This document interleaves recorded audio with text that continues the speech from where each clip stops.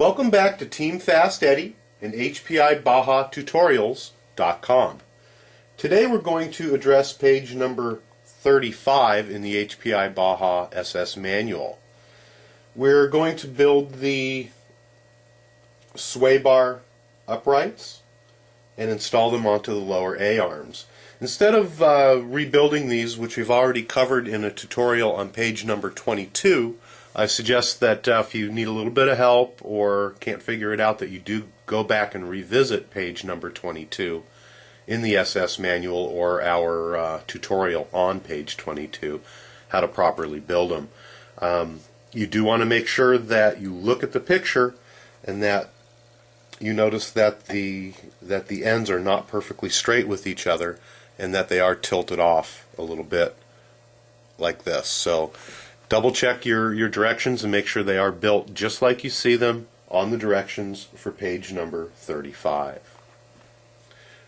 What we're going to do now is go ahead in your parts tray and remove the two longest screws that are in there. And they're fairly thin, but they are rather long, and there are two of them. Those are the only two pieces that we're going to be using in this part of the tutorial once you do get the uprights built. We're going to go ahead and move our parts tray out of the way, and we're going to grab our rear chassis section, and the easiest way that I have found this is to turn it upside down, and then that way you can have an open area to work with as we're putting the screws in. Since we are going to be using a metal-to-metal connection, I'm going to put some thread locker on the end of our screws. They do push through a fairly tight hole, so make sure that the thread lock is worked into the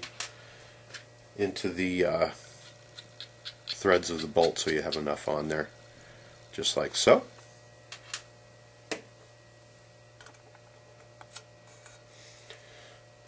You'll notice that in both of the A-arms from the back side of the chassis there are a screw hole right here, and we're not going to use the outside screw hole but the one closest to the chassis, which is right here.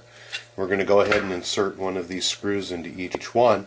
I'm going to put my finger in back where the screw exits out and only push that screw in until it touches my finger, and then just a tad bit further. I'm going to do that on both sides, like so.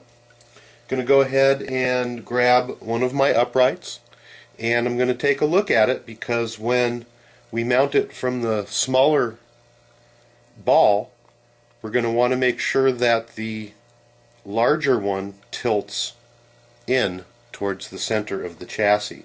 So as we're looking at this one, if we hold the small ball straight, we'll notice that this one is facing this way, so that's going to go on this side. I'm sorry. Yeah, that's right. It's going to go on this side, so that the larger end is facing towards the center of the chassis.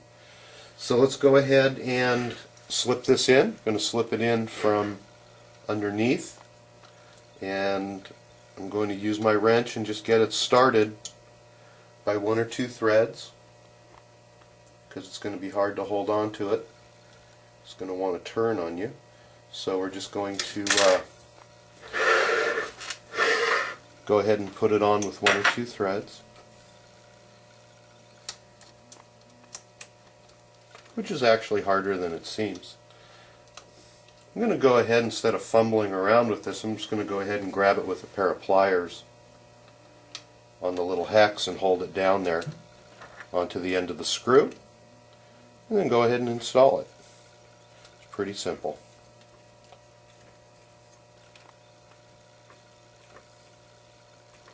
It is a metal-to-metal connection, so again, make sure that you do use your Loctite. I'm going to snug it up,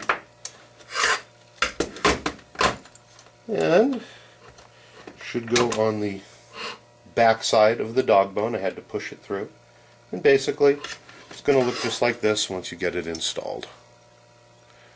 And we're going to go ahead and do the same on the second side and move on to the next page in the tutorial.